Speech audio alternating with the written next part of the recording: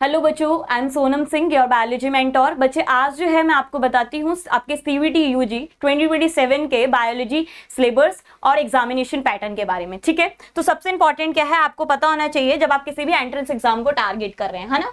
इस एग्जाम को देने के बाद आप इंडिया में जितनी भी सेंट्रल यूनिवर्सिटीज हैं, गवर्नमेंट यूनिवर्सिटीज हैं, जो भी स्टेट हैं, आप उन सभी के लिए एलिजिबल हो जाते हैं। ठीक है, तो यहाँ पे जो आपका सब्जेक्ट है वो बायोलॉजी है, बायोलॉजी डोमेन की बात कर रहे हैं यहाँ पे हम, जिसका सब्जेक्ट कोड जो है वो 304 है बेटा। और ये जो एग्जाम है ये कंप्यूटर बेस्ड है ना, कंप्यूटर बेस्ड टेस्ट है जिसमें टोटल आपके 50 क्वेश्चंस आएंगे। ठीक है, अगर आप सही क्वेश्चन करते हैं तो आपको +5 मार्क्स मिलते हैं और अगर आप गलत करते हैं तो -1 की नेगेटिव मार्किंग भी आपको देखने को मिलेगी। टोटल ड्यूरेशन आपको कितना मिलेगा इस एग्जाम के लिए, तो 60 मिनट्स मिलेंगे, है ना। तो ये ओवरऑल क्या है आपका एग्जामिनेशन पैटर्न है। ठीक है, ये आपका एग्जाम का पैटर्न है जो आपसे पूछा जाएगा आपके सीवीटी यूजी 2027 बायोलॉजी में। ओके, तो यहां से ये चीज आपको क्लियर हुई। उसके बाद क्या है कि मैम कौन सी क्लास का सिलेबस आएगा, तो आपका क्लास 12th का ही सिलेबस आएगा बेटा, जो भी आपने पढ़ा है। ठीक है, बस कुछ चैप्टर डिलीटेड है, उन चैप्टर्स का ध्यान रखना है आपको। पहला चैप्टर है आपका रिप्रोडक्शन इन ऑर्गेनिज्म, जो कि डिलीटेड है, आपको नहीं पढ़ना है। ठीक है, ये एक सिलेबस आपको इसलिए बताया जा रहा है जिससे आप एक सही डायरेक्शन में अपनी प्रिपरेशन को कर सके, राइट। तो यहाँ पे आपका reproduction in organism, food enhancement करके एक चैप्टर है आपका, स्ट्रेटेजीज करके, वो डिलीटेड है। और लास्ट जो चैप्टर है आपका इन्वायरमेंटल इश्यूज। तो टोटल ये आपके ओवरऑल 16 चैप्टर्स हैं, जिसमें से ये 3 चैप्टर डिलीटेड है। ठीक है, जो जिनका नाम मैंने अभी ले दिया। बाकी ओवरऑल 13 चैप्टर्स हैं जो आपको पढ़ने हैं। उन 13 चैप्टर के बारे में यहाँ पे आपको एक एक करके मैं स्लाइड में बताते जा रही हूँ, उनको ध्यान से देखते जाइए। यहाँ पे जो भी टॉपिक्स इंपॉर्टेंट है मैं वो आपको बताऊंगी, तो उनको ध्यान से सुनिएगा। ठीक है, तो सबसे इंपॉर्टेंट क्या है आपका यूनिट जो है वो 6th है, यूनिट 6 मैम। बाकी 5 वो क्लास 11th में है जो आपको नहीं पढ़ना है। ठीक है, तो यहाँ पे सबसे इंपॉर्टेंट है आपका यूनिट नंबर 6, जिसमें आप रिप्रोडक्शन के बारे में पढ़ते हैं, sexual reproduction in flowering plant. ठीक है, ह्यूमन रिप्रोडक्शन, तीसरा जो है रिप्रोडक्टिव हेल्थ। तो ये तीनों जो चैप्टर्स हैं आपका एक इंडिविजुअल यूनिट्स में आता है जिसका नाम है रिप्रोडक्शन। ओके, तो यहाँ पे सबसे इंपॉर्टेंट क्या है आपको हर टॉपिक वाइज मैंने यहाँ पे लिखा है क्या क्या पढ़ना है, क्या क्या आपके लिए इंपॉर्टेंट है। यही सिलेबस जो है आपका एग्जाम के लिए आपको प्रिपेयर करना है। ठीक है, कोई भी एक्स्ट्रा कुछ भी नहीं पढ़ना है आपको, जितना यहाँ पे लिखा है बस उतना ही आपको पढ़ना है बेटा, ध्यान रखिएगा। ठीक है, sexual reproduction in flowering plant में, ह्यूमन रिप्रोडक्शन में जैसे गैमेटोजेनेसिस हो गया, ये बहुत इंपॉर्टेंट टॉपिक्स हैं, तो इनको याद रखिएगा बेटा। ठीक है, आपका दूसरा चैप्टर जो है यहाँ पे रिप्रोडक्टिव हेल्थ है। ठीक है, रिप्रोडक्टिव हेल्थ में बहुत ज्यादा इंपॉर्टेंट जो है आपका क्या है, ठीक है, यहाँ पे प्रॉब्लम्स हो गई, स्ट्रेटेजीज हो गया, सेक्सुअल ट्रांसमिटेड डिसीजेस कौन कौन सी है, इनफर्टिलिटी में जो आप पढ़ते हैं IVF हो गया, जिफ्ट हो गया, गिफ्ट हो गया। ठीक है, तो ये बहुत इंपॉर्टेंट है। यहाँ से जो इंपॉर्टेंट टॉपिक बनता है वो आपका ये है। ठीक है, होपफुली आपको क्लियर हुआ होगा। ओके, नेक्स्ट यहाँ पे समझते हैं आपका यूनिट नंबर 6। ठीक है, ओके, तो यहाँ पे क्या है जेनेटिक एंड इवोल्यूशन, जिसमें आपका पार्ट आता है। इसमें आपको 3 चैप्टर्स पढ़ने होते हैं, तो उस पूरी की पूरी यूनिट में पहला जो है आपका है principle of inheritance and variation, दूसरा जो है आपका मॉलिक्यूलर बेसिस ऑफ इनहेरिटेंस, तीसरा जो है आपका इवोल्यूशन। तो ओवरऑल ये 3 चैप्टर्स पढ़ने पड़ते हैं। ठीक है, बच्चों को सबसे ज्यादा डिफिकल्ट लगता है क्योंकि ये कॉन्सेप्चुअल है ये चैप्टर्स। ठीक है, तो यहाँ पे जो इंपॉर्टेंट टॉपिक्स है मैंने आपको बता दिया है। ठीक है बेटा, यहाँ पे 2 जीन से related, law of independent assortment, dihybrid cross जो है वेरी वेरी इंपॉर्टेंट।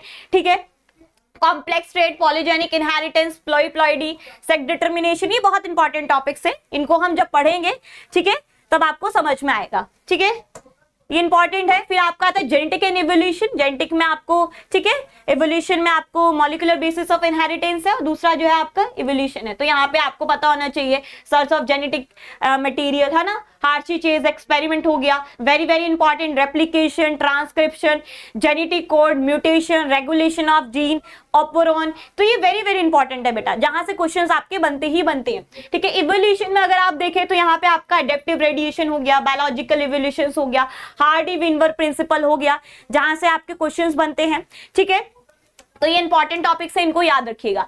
फिर हमारे पास जो आती है 8th unit, biology in human welfare, है ना। बायोलॉजी इन ह्यूमन वेलफेयर में आप 2 चैप्टर्स पढ़ते हैं, जिसमें पहला चैप्टर है human health and diseases and दूसरा जो है कौन सा है आपका माइक्रोब्स एंड ह्यूमन वेलफेयर। ठीक है, पहले इस चैप्टर में आप ये समझेंगे कि बहुत सारे माइक्रोब्स हैं जो बहुत सारी डिसीजेस कॉज कर रहे हैं।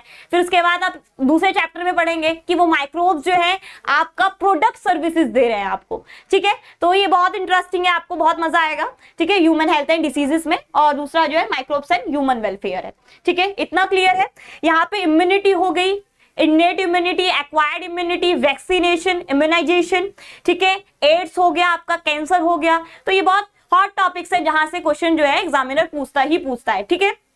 और आपके डिसीजेस में पूछ लेता है किस टाइप का ऑर्गेनिज्म था जिसने डिसीज कॉज किया था, ठीक है, वो जो ऑर्गेनिज्म जिसने पर्टिकुलर डिसीज को कॉज किया था। मैं अभी आगे आपको बताऊंगी कि टाइप ऑफ क्वेश्चंस कैसे पूछते हैं आपके एग्जाम में, ठीक है, वो भी मैं यहाँ पे लेके आई हूँ, ठीक है। ह्यूमन वेलफेयर में आपको यहाँ पे पता चलेगा एंटीबायोटिक्स ट्रीटमेंट, है ना, जैसे आपका सीवेज ट्रीटमेंट हो गया, बायोगैस प्रोडक्शन हो गया, एजेंट्स हो गए, फर्टिलाइजर्स हो गए। ये बहुत इंपॉर्टेंट टॉपिक्स हैं जहां से क्वेश्चन हर साल पूछे जाते हैं। फिर आता है आपका 9th यूनिट जो है आपका बायोटेक्नोलॉजी एंड इट्स एप्लीकेशन। इसमें टोटल आपके 2 चैप्टर्स हैं। पहला जो चैप्टर है वो आपका है biotechnology and it's principles, and दूसरा जो है वो क्या है, उसके एप्लीकेशन। तो पहले आप प्रिंसिपल एंड प्रोसेसेस पढ़ेंगे, फिर उसके बाद आप इसके एप्लीकेशंस पढ़ेंगे, ठीक है। यहाँ से भी कॉन्सेप्चुअल क्वेश्चंस बनते हैं आपके, ठीक है, जहाँ पे रिकॉम्बिनेंट डीएनए टेक्नोलॉजी जो है ना, तो इसके यहाँ से क्वेश्चंस आते हैं, पीसीआर से क्वेश्चन आते हैं, पॉलीमरेज चेन रिएक्शन से, ठीक है। और यहाँ पे आपके एप्लीकेशंस की बात करी जाए तो एग्रीकल्चर में इसका क्या यूज है ना, आप अभी पढ़ेंगे आगे जाके, तो वहां पे आपको समझ में आएगा। बीटी कॉटन हो गया आपका, ठीक है, देखो स्टार बना है, very very important topic. Medicine में आपका इंसुलिन, है ना, डायबिटीज हो रही है, आर्टिफिशियल इंसुलिन को बनाया जा रहा है, ठीक है, जीन थेरेपी हो गई, ये सारे इंपॉर्टेंट टॉपिक्स हैं। एनिमल में आपका बायोप्रेसी हो गया, पेटेंट क्या होता है, ठीक है, ये सब आप पढ़ेंगे। इकोलॉजी एंड इन्वायरमेंट, ये आपका सबसे स्कोरिंग टॉपिक है, सबसे स्कोरिंग यूनिट है पूरी की पूरी बायोलॉजी में, है ना, जिसका वेटेज भी आपके एग्जाम में बहुत ज्यादा है और इजी है ये चैप्टर। ऑर्गेनिज्म एंड पॉपुलेशन हो गया, जिसमें आपके सबसे इंपॉर्टेंट टॉपिक है इसमें पॉपुलेशन इंटरेक्शन, जिसमें आप पढ़ेंगे प्रीडेशन, कॉम्पिटिशन, पैरासिटिज्म, अमेंसिलिज्म, ठीक है।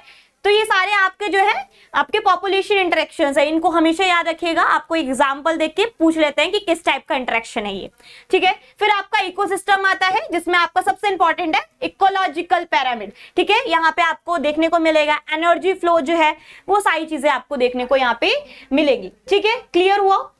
तो ओवरऑल जो है ये आपका क्लास 12th का सिलेबस है जो आपके सीयूटी यूजी 2027 में पूछा जाएगा, ठीक है। इन डिटेल यहाँ पे बेटा मैं लेके आई हूँ, ये आपको प्रोवाइड हो जाएगा। आप हमारी बेसिक शिक्षा चैनल जो है उसके जब लिंक में जाएंगे तो वहां पे आपको कमेंट सेक्शन में लिंक मिलेगा टेलीग्राम का, तो वहां से ज्वाइन कर लेंगे और आपको ये पीडीएफ जो है वो मिल जाएगी इसलिए, ठीक है। फिर यहाँ पे आइए, ठीक है, यहाँ पे भी वही है आपका बायोडाइवर्सिटी एंड कंजर्वेशन जो आपका लास्ट है, ठीक है, जिसमें आपका मेथड ऑफ कंजर्वेशन होता है इन सीटू और एक्स सीटू। ये बहुत इंपॉर्टेंट है, इसको पढ़ लेना, ठीक है, ये आपका लास्ट चैप्टर है, ठीक है। अब यहाँ पे हम समझते हैं क्वेश्चन टाइप, है ना, वेरी वेरी इंपॉर्टेंट, है ना। वो जो 50 क्वेश्चंस आएंगे उन क्वेश्चंस के टाइप क्या होंगे मैम, ठीक है, वो हमें बता दीजिए। तो वो क्वेश्चन के जो टाइप है वहां पे लिखे हुए हैं, किस किस तरीके के क्वेश्चन आपसे एग्जाम में पूछेगा एग्जामिनर, ठीक है। डायरेक्ट एनसी बेस्ड एमसीक्यू, है ना, जिसमें आपकी एनसीईआरटी की लाइंस होती हैं उनको एज इट इज रख देता है, वो आपसे पूछता है कि बताइए इसमें से कौन सी लाइन जो है वो करेक्ट है, ठीक है। तो ये क्या है, यहाँ पे इस तरीके के क्वेश्चन पूछता है। दूसरा स्टेटमेंट बेस्ड क्वेश्चन, है ना, कुछ यहाँ पे 3 से 4 स्टेटमेंट दे देता है, उसमें से पूछता है कौन सी स्टेटमेंट जो है वो सही है, ठीक है। तो यहाँ पे इस चीज को समझना है बेटा। Conceptual application based question, yes, यहाँ पे क्या होता है, कुछ क्वेश्चन जो होते हैं वो आपके एप्लीकेशन बेस्ड होते हैं, ठीक है। कुछ क्वेश्चन जो होते हैं वो आपके एप्लीकेशन बेस्ड होते हैं, जहां पे आपको दे दिया जाता है कि ये जैसे कि आपका mostly application biotechnology and application से देगा किस तरीके का है, ठीक है। डायबिटीज का पेशेंट है तो क्या रिक्वायरमेंट है ना, आप उसको कैसे ठीक कर सकते हैं। तो वो सारे एप्लीकेशन बेस्ड क्वेश्चन जो होते हैं वो आपको देता है एग्जामिनर, ठीक है। फिर उसके बाद जो यहाँ पे आता है match the following, very very important, है ना।